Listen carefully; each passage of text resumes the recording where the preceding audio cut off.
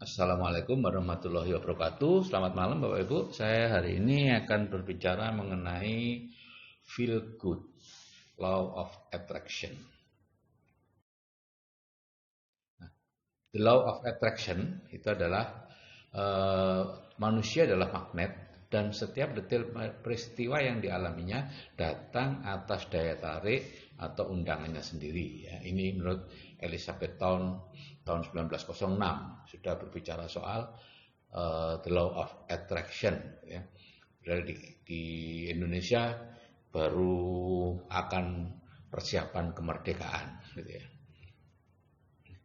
Yang kedua, segala sesuatu yang kita pikirkan dengan segenap perhatian, energi, dan konsentrasi pikiran, baik hal positif maupun negatif, akan datang ke dalam kehidupan kita. Nah, disinilah Bapak Ibu, orang miskin tambah miskin, orang kaya tambah kaya. Karena orang miskin umumnya menarik kemiskinan dalam bentuk mengeluh. Mengeluh ini mahal, itu mahal, gitu ya. Kalau orang kaya, enggak. Ya. Begitu juga kalau Anda misalnya berpikir tentang hutang. Apakah itu mau melunasi hutang atau mau menambah hutang, maka Anda sedang fokus ke hutang sehingga hutangnya akan bertambah. Ya, sehingga meskipun Anda ingin melunasi hutang, tetap saja hutangnya akan bertambah. Jadi lupakan hutang, berpikir saja tentang kemakmuran. Ya. Pikirkan hal-hal yang positif, yang negatif lupakan. Bukan berarti Anda melupakan hutangnya, ya hutangnya tetap dibayar dengan secara otomatis gitulah diatur ya sehingga Anda tidak lagi fokus ke hutangnya. Atau lebih singkat lagi, the law of attraction itu pikiran menjadi kenyataan. Nah, sekarang bagaimana perasaan dan pikiran, ya. Dulu kita mengatakan law of attraction itu karena pikiran, tapi sebenarnya kalau diteliti, kekuatan pancaran gelombang energi dari jantung itu lebih kuat 5 kali lipat dibandingkan dari otak. Ya, sehingga perasaan itu memancar lebih kuat dibandingkan pikiran. Sehingga sesungguhnya pengendali dari loa itu bukan pikiran, tapi perasaan atau emosi yang menyertai pikiran itu. Apakah Anda berpikiran atau berperasaan negatif, sedih, marah, benci, dan lain-lain, atau Anda berperasaan positif, itulah yang menentukan. Jadi perhatikan saja perasaan Anda, aturlah supaya selalu merasa baik atau feel good. Nah, ini adalah level-level energi emosi atau perasaan ya. Usahakan ada di level power terus ya, minimal 200 itu energinya ya, berani atau afirmasi penegasan ya. Percaya, yakin, optimis, memaafkan, memahami. Anda lihat makin ke atas itu energinya makin besar. Di situ ketenangannya, tenang, hening, kebahagiaan yang luar biasa, emosi yang tidak terlukiskan itu karena pencerahan ya, dan sebagainya. Tapi kalau Anda berada di bawah di dalam zona force, menghina orang lain ya, menganggap orang lain karena berbeda cara berpakaian saja sudah merendahkan, atau benci kepada suatu etnis tertentu atau kepada ya siapapun, Anda tanpa sadar Anda benci walaupun sebetulnya tidak tahu kenapa harus benci. Karena diisi orang aja gitu ya. Anda lihat, baca, hilangkan mental block ya, itu ada di situ kenapa Anda bisa membenci. Dan hasrat atau keinginan yang sangat kuat sehingga kemerungsung istilahnya ya gitu ya. Khawatir, menyesali, putus asa gitu ya.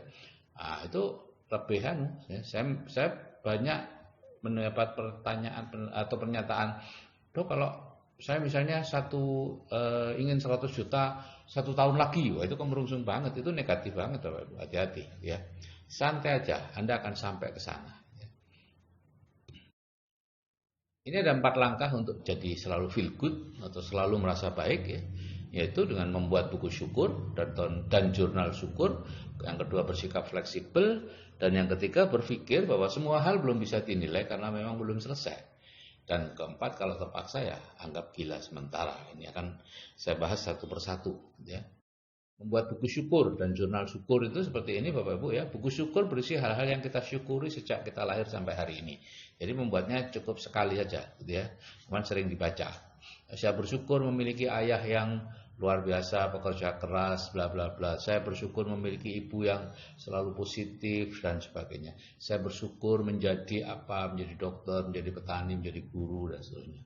Kemudian kalau jurnal syukur itu diisi setiap malam menjelang tidur, berisi sedikitnya 10 hal yang perlu kita syukuri hari ini. Dan ini biasanya dianjurkan dilakukan selama 90 hari, ya, 3 bulan.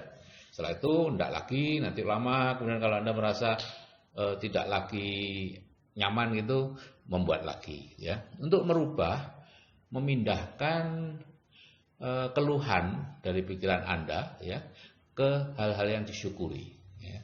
Karena itu paksakan untuk mensyukuri 10 hal minimal sehari itu.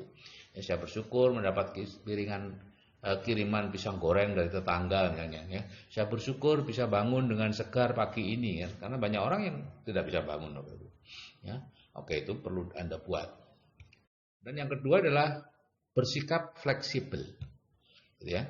Jadi apapun yang terjadi, misalnya Bapak Ibu berharap terjadinya A, dapatnya B, ya kita menerimanya dengan baik, ya.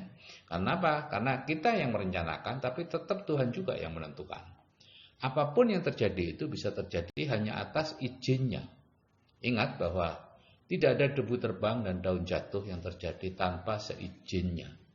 Nah, banyak orang yang katanya beragama dan percaya kepada Tuhan, tapi ketika terjadi situasi yang menurut dia buruk atau tidak menyenangkan, mereka habis-habisan menyalahkan orang yang dianggap bertanggung jawab atas hal itu.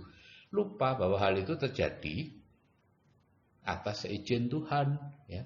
Jadi itu sama saja dengan menghujat Tuhan yang sudah mengizinkan atau memberi izin peristiwa itu terjadi. Kalau Tuhan tidak memberi izin peristiwa itu terjadi, ya tidak akan terjadi. Jadi serahkan saja kepada mekanisme yang ada di dunia, ya. Kalau itu masalah hukum, ya serahkan ke hukum, masalah politik, ya serahkan kepada proses politik dan sebagainya. Anda nggak usah ikut-ikut dah, gitu ya. Kecuali Anda politikus, ya. Kalau Anda orang biasa ngapain? Kalau Anda mudah sekali terseret oleh politikus-politikus atau siapapun yang memanfaatkan Anda, gitu ya.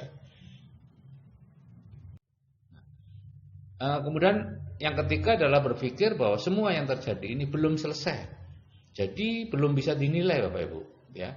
Hal-hal yang nampak buruk mungkin merupakan awal dari proses ke arah kebaikan. Begitu juga hal-hal yang nampak baik mungkin merupakan awal dari kondisi yang lebih buruk, ya. Jadi Bapak Ibu mungkin ingat cerita saya tentang petani miskin dengan kuda betina miliknya, ya.